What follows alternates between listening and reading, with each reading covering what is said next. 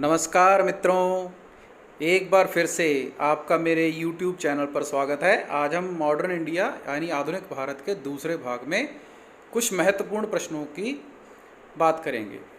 ठीक है, तो आइए प्रश्न देखते हैं। सबसे पहला प्रश्न है, मराठा राज्य में पेशवा किसकी उपाधि थी?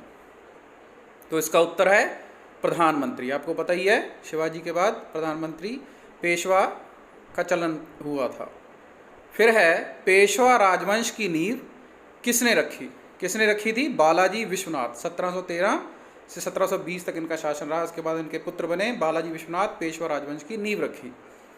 अगला है, पेशवा बालाजी विश्वनाथ के बाद कौन गद्दी पर बैठा? तो मराठा में गद्दी पर कौन बैठा उनके बाद? बाजीराव प्रथम। 1720 से 1740 ईस्वी, बाजीराव प्रथम। अगला प्रश्न है, बक्सर की लड़ाई जो 1762 में हुई थी, ईस्ट इंडिया कंपनी द्वारा किसके साथ लड़ी गई थी? मीर कासिम। इसका उत्तर है ए, मीर कासिम, बक्सर की लड़ाई। आगे है, वर्नर कुलर प्रेस अधिनियम और शस्त्र अधिनियम किस वायसराय के द्वारा पारित किया गया था? तो इसका उत्तर है ए, लॉर्ड लिट्टन। इन्होंने ये अधिनियम पारित किया था। अगला प्रश्न देखिए, किस वायसराय की हत्या उनके कार्यकाल के दौरान की गई थी? किसके द्वारा की गई थी? उत्तर है लॉर्ड मेयो। तो लॉर्ड मेयो ये उधर किसी अंडमान निकोबार पर थे, वहीं पर इनकी हत्या हो गई थी, पठान ने कर दी थी।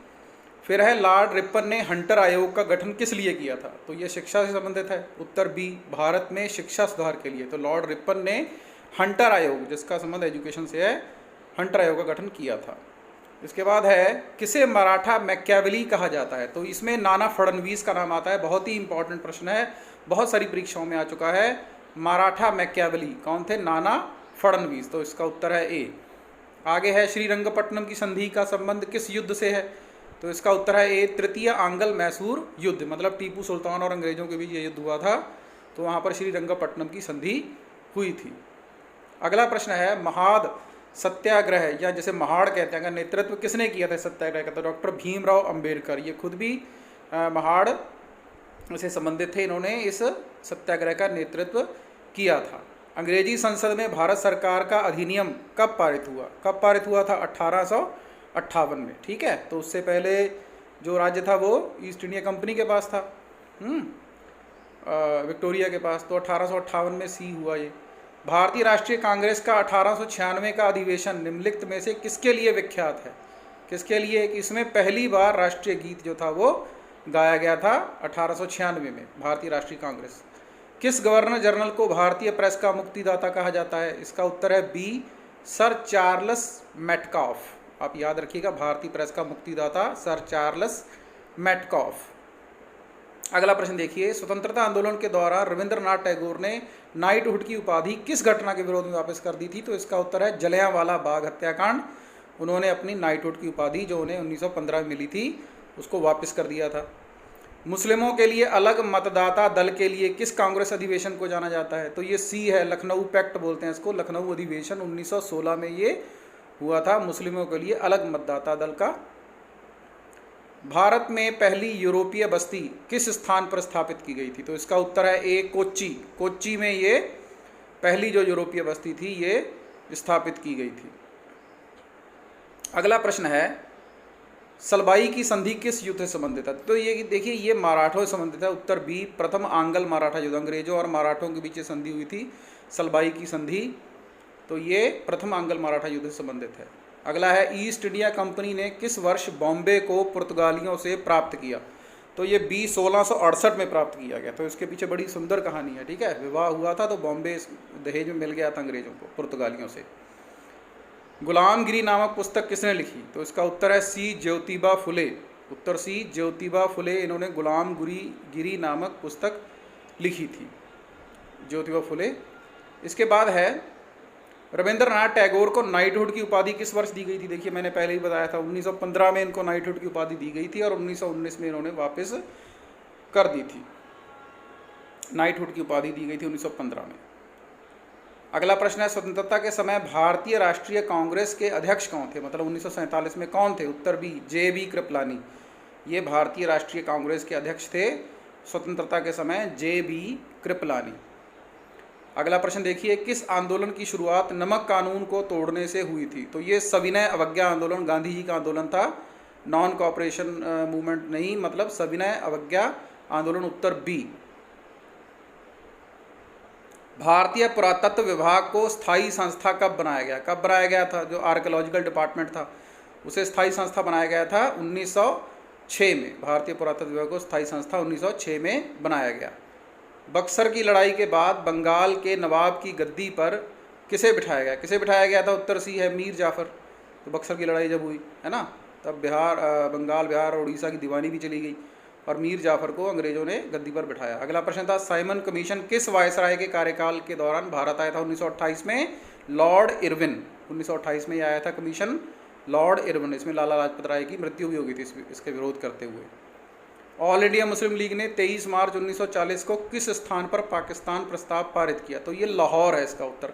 लाहौर में 23 मार्च 1940 को ऑल इंडिया मुस्लिम लीग ने पाकिस्तान के प्रस्ताव को पारित किया था। अगला प्रश्न देखिए, साबरमती आश्रम की स्थापना महात्मा गांधी ने कब की थी? ये बड़ा इंपॉर्टेंट प्रश्न है। 1915 में ये हुई थी, साबरमती आश्रम की स्थापना महात्मा गांधी ने की थी 1915 में। अगला प्रश्न देखिए, चौरा चौरी की घटना के बाद कौन सा आंदोलन बंद किया गया? तो गांधी ने यह आंदोलन वापस ले लिया था, उत्तर बी, असहयोग आंदोलन, नॉन कोऑपरेशन मूवमेंट जिसे हम कहते हैं, इसको वापस ले लिया गया था। चौरा चौरी की जो घटना हुई थी जिसमें आग लगा दी गई थी थाने को। महात्मा गांधी ने कांग्रेस के किस अधिवेशन में एक बार अध्यक्षता की? तो उत्तर बी है इसका, बेलगाम।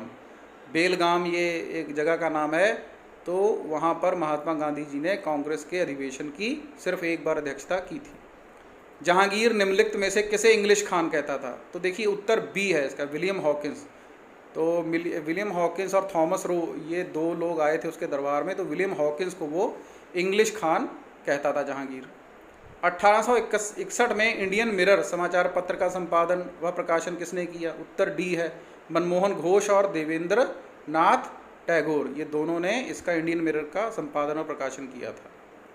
अगला प्रश्न है, राष्ट्रीय विकास परिषद की स्थापना कब की गई? राष्ट्रीय विकास परिषद, उत्तर बी, 6 अगस्त 1952 में। देश आज़ाद होने के बाद 1952 में, जब लोकसभा चुनाव हुए पहले, 1952 में इसकी स्थापना की गई थी। पहली है आगे, इंडियन नेशनल एसोसिएशन की स्थापना कलकत्ता में किसने की? इंडियन नेशनल एसोसिएशन, उत्तर बी, सुरेंद्र कुमार बनर्जी, INA जिसे बोलते हैं, Indian national association, Surendra Kumar Banerjee ने इसकी स्थापना की थी। अगला प्रश्न है, गांधी इरविन समझौते पर कब हस्ताक्षर किए गए? तो इसका उत्तर ए है, 5 मार्च 1931। गांधी इरविन समझौता आप सबको याद होगा, इसमें भगत सिंह की फांसी के बारे में भी फैसला किया जाना था। तो 5 मार्च 1931 को यह समझौता हुआ। कांग्रेस के कराची अधिवेशन 1931 की अध्यक्षता किसने की? तो उत्तर ए है इसका, सरदार वल्लभ भाई पटेल। इन्होंने कांग्रेस के कराची अधिवेशन की अध्यक्षता की थी, सरदार वल्लभ भाई पटेल, जिन्हें आयरन मैन भी कहा जाता है, आयरन मैन ऑफ इंडिया। 1916 में होम रूल आंदोलन किसने शुरू किया? तो उत्तर डी है, एनी बेसेंट। ठीक है, तो ये एक मेरा ख्याल आयरिश लेडी थी, 1916 में होम रूल आंदोलन शुरू किया एनी बेसेंट ने। इसके बाद है 10 अप्रैल 1917 को चंपारण सत्याग्रह में गांधी जी के साथ और कौन शामिल हुए? उत्तर सी, राजेंद्र प्रसाद। राजेंद्र प्रसाद जो हमारे भारत के पहले राष्ट्रपति हैं, डॉक्टर राजेंद्र प्रसाद, वो 1917 के चंपारण सत्याग्रह में गांधी जी के साथ शामिल हुए। अगला प्रश्न देखिए, भारतीय राष्ट्रीय कांग्रेस का लाहौर अधिवेशन का अध्यक्ष कौन था? कौन था भाई? उत्तर ए, पंडित जवाहरलाल नेहरू। लाहौर अधिवेशन के अध्यक्ष थे ये, जो कांग्रेस का वहाँ पे हुआ, पंडित जवाहरलाल नेहरू। इसके बाद देखिए अगला प्रश्न, 1916 में कांग्रेस के लखनऊ अधिवेशन की अध्यक्षता किसने की? जिसे लखनऊ पैक्ट बोला जाता है। तो इसका उत्तर है बी, अंबिका चरण मजूमदार। तो इन्होंने, अंबिका चरण मजूमदार ने इसकी अध्यक्षता की थी। अगला है 1940 के व्यक्तिगत सत्याग्रह के लिए गांधी जी ने किसे चुना था? देखिए 1940 के व्यक्तिगत सत्याग्रह, मतलब भारत छोड़ो आंदोलन से पहले का सत्याग्रह है ये 1940 में, तो इसके लिए विनोबा भावे को चुना था गांधी जी ने। अगला है प्रत्यक्ष कार्यवाही दिवस, 16 अगस्त 1946 को किसके द्वारा मनाया गया? तो ये मुस्लिम लीग है प्रत्यक्ष कार्य, पाकिस्तान दो नहीं तो हम प्रत्यक्ष कार्रवाई करेंगे, डायरेक्ट एक्शन लेंगे। मुस्लिम लीग ने इसका बनाया इसको। वर्नाकुलर प्रेस एक्ट किसके द्वारा शुरू किया था? उत्तर सी, लॉर्ड लिटन। वर्नाकुलर मतलब जो देसी भाषाएं थी, वो प्रेस एक्ट किसने शुरू किया था? लॉर्ड लिटन ने शुरू किया था। उत्तर इसका है सी। अगला प्रश्न देखिए, 1907 में कांग्रेस के सूरत अधिवेशन की अध्यक्षता किसने की थी? तो किसने की थी? उत्तर डी है, रास बिहारी बोस। कांग्रेस के सूरत अधिवेशन कब हुआ? 1907 में। रास बिहारी बोस इसके अध्यक्ष थे। तो अगला प्रश्न है, भारत का पहला पंजीकृत ट्रेड यूनियन कौन सा था? पंजीकृत ट्रेड यूनियन कौन सा था भाई? उत्तर सी, मद्रास लेबर यूनियन। तो सबसे पहला यही पंजीकृत ट्रेड यूनियन था, मद्रास लेबर यूनियन। इसके बाद अगला प्रश्न देखिए, जलियांवाला बाग हत्याकांड के विरोध में किसने वायसराय की कार्यकारी परिषद से इस्तीफा दिया? तो ये बहुत महत्वपूर्ण प्रश्न है। उत्तर डी है, शंकरन नायर। इन्होंने वायसराय की कार्यकारी परिषद से इस्तीफा दे दिया था। अगला है, गदर जर्नल सबसे पहले किस भाषा में प्रकाशित हुई? तो ये गदरियों से जुड़ा हुआ था, ठीक है। तो ये उर्दू भाषा में सबसे पहले प्रकाशित हुआ था गदर जर्नल। इसके बाद अगला प्रश्न देखिए, चंद्रशेखर आज़ाद से जुड़ा हुआ है। चंद्रशेखर आज़ाद की शहादत किस तारीख को हुई? तो ये आप याद रखिएगा ऐसे, ये कब हुई थी? उत्तर ए, 27 फरवरी 1931। 27 फरवरी 1931। भारत में पहली बार जनगणना कब की गई? कब की गई थी पहली बार जनगणना? तो इसका उत्तर है बी, 1872। वैसे तो मूल रूप से इसके बाद में शुरू हुई, लेकिन एक बार इसका जो प्रारूप था वो 1872 में शुरू हो गया था। भारत में पहली बार जनगणना 1872 में शुरू की गई। प्राचीन कला को पुनर्जीवित करने के लिए Indian society of oriental art की स्थापना किसने की? इसका उत्तर है ए, अवनिंद्रनाथ टैगोर। ये रविंद्रनाथ टैगोर नहीं है, अवनिंद्रनाथ टैगोर हैं जिन्होंने इंडियन सोसाइटी ऑफ कौन सी पुस्तक गांधी जी द्वारा लिखी गई थी? कौन सी पुस्तक लिखी थी भाई? हिंद स्वराज। तो बड़ी ही प्रसिद्ध पुस्तक है हिंद स्वराज, सबको नाम याद होना चाहिए, गांधी जी द्वारा लिखी हिंद स्वराज। अगला प्रश्न देखिए, कौन सी घटना खिलाफत आंदोलन के लिए असफलता का कारण बनी? तो इसका कारण था तुर्की का खलीफा, मतलब तुर्की में क्रांति हो गई थी, खलीफा के कारण वहाँ पे। उत्तर सी है इसका, खिलाफत आंदोलन के लिए असफलता का कारण बनी तुर्की में जो क्रांति हो गई। शिवाजी ने 8 मंत्रियों के परिषद का गठन किया, उस परिषद का नाम क्या था? इसको देखिए सब जानते हैं, डी, अष्टप्रधान।